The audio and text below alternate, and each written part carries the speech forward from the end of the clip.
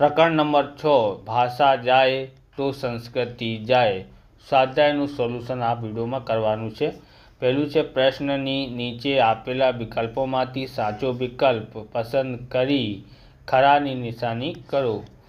એનું પહેલું છે પિતાએ ગુજરાતીમાં બોલતા સાંભળીને દીકરાને કઈ લાગણી થાય છે? ઓપ્શન એ દીકરા હરખાય છે, ઓપ્શન બી દીકરાને ગુસ્સો ચડે છે, ઓપ્શન સી દીકરો પણ ગુજરાતીમાં બોલવા લાગે છે, ઓપ્શન ડી દીકરો પિતાને શાંતિથી સાંભળે છે।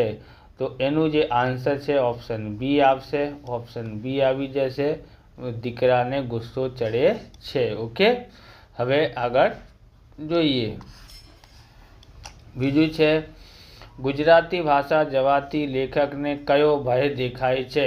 ઓપ્શન એ ભારતીય સંસ્કૃતિ જવાનો, ઓપ્શન બી અંગ્રેજી ભાષા શીખવાનો, ઓપ્શન સી અન્ય સંસ્કૃતિના તિરસ્કારનો, ઓપ્શન ડી કશો જ ભય દેખાતો નથી।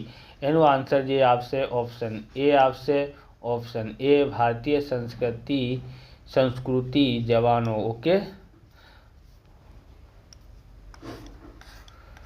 ત્રીજું છે આપણી પાસે ગીતાજીના સ્થિતિપ્રજ્ઞના લક્ષણો ગુજરાતીમાં બોલતી વખતે શો અનુભવ થાય છે એમ લેખક કહે છે? ઓપ્શન એ કશો જ અનુભવ થતો નથી, ઓપ્શન બી દિલમાં અનેરા આનંદ, શાંતિ અને સાત્વિકતાનો અનુભવ થાય છે, ઓપ્શન સી અશાંતિ અનુભવાય છે, ઓપ્શન ડી કશી જ સમજ પડતી નથી। એનું આન્સર જે છે એ આવશે, શું આવશે? બી એનું આન્સર આવશે। ઓકે, ઓપ્શન બી છે દિલમાં અનેરા આનંદ, શાંતિ અને સાત્વિકતાનો અનુભવ થાય છે। Okay,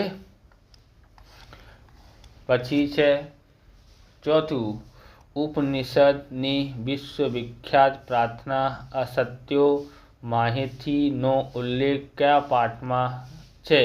option A ભાષાગત, option B છબી ભીતરની, ઓપ્શન સી ભાષા જાય તો સંસ્કૃતિ જાય, ઓપ્શન ડી 100 ટચનું સોનું। એનું આન્સર આવશે ઓપ્શન સી આન્સર આવશે, ભાષા જાય તો સંસ્કૃતિ જાય। ઓકે,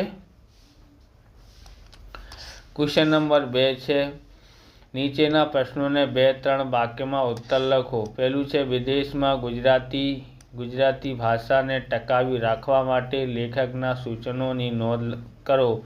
ઉત્તર છે વિદેશમાં ગુજરાતી ભાષાને ટકાવી રાખવા માટે લેખક સૂચવે છે કે વિદેશમાં વસતા ગુજરાતીઓ પોતાના ઘરના બાળકો સાથે ગુજરાતી ભાષામાં વાતચીત કરવી જોઈએ, બાળકોને ગુજરાતી વાંચતા અને લખતા શીખવવું જોઈએ તથા ગુજરાતીની પુસ્તક, વાર્તાઓ અને સામયિક વાંચવી ટેવ પાડવી જોઈએ। અહીંયા સુધી તમે લખી શકો છો અને આગળ લખવાનું તમે આગળ પણ લખી શકો છો। ઓકે, અહીંયા સુધી રાખો તો પણ ચાલી જશે। તો ગુજરાતી ભાષાની શાળાઓ અને વર્ગો શરૂ કરવા જોઈએ, કે એવી રીતે પણ લખી શકાય કે ગુજરાતી જો ભાષા છે ને એ શાળા છૂટ્યા પછી પણ એને ગુજરાતી ભાષા ભણાવવું જોઈએ। ઉપરાંત ગુજરાતી તહેવારો, સાંસ્કૃતિક કાર્યક્રમો અને સાહિત્ય પ્રવૃત્તિઓ દ્વારા બાળકોને ગુજરાતી ભાષા અને સંસ્કૃતિ સાથે જોડાયેલા રાખવા જોઈએ। તમને આવા પ્રકારના વિડીયો જોઈએ તો ડિસ્ક્રિપ્શનમાં લિંક આપેલી છે, ત્યાંથી તમે જોઈ શકો છો। ચેનલ પર નવા છો તો ચેનલને સબસ્ક્રાઈબ કરી લેવાનું, કેમ કે આવા રીતના વિડીયો તમને મળતા રહેશે। ઓકે, લાઇક કર્યા પછી જો તમને હાઇપનું બટન દેખાય તો તમે હાઇપ પણ કરી શકો છો। ઓકે, લાઇક શેર કોમેન્ટ કરવાનું છે તમારે તો કરી નાખજો। બીજું છે પરદેશ જવામાં લેખકને કયો ગેરલાભ દેખાય છે?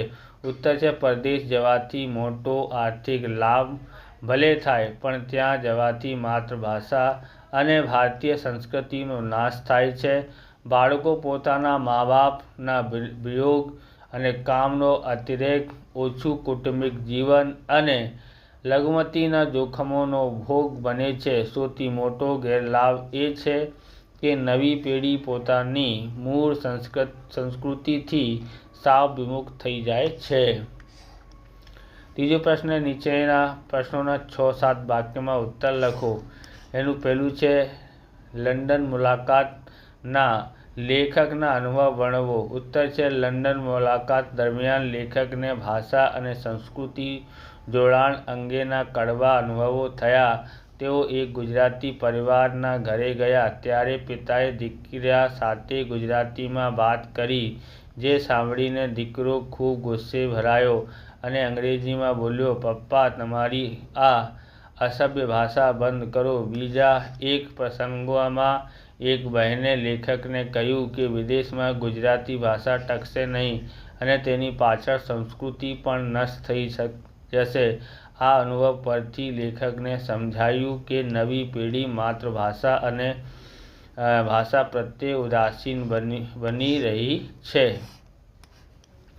બીજું છે ભાષા જાય તો સંસ્કૃતિ જાય. આ વાક્યની સમજ આપો. ઉત્તર, ભાષા એ માત્ર સંવાદનું સાધન નથી, પણ તે સંસ્કૃતિની વાહક છે. ભાષા સાથે આપણા સંસ્કારો, રીતિ રિવાજો, તહેવારો, ગીતો અને સાહિત્ય જોડાયેલા હોય.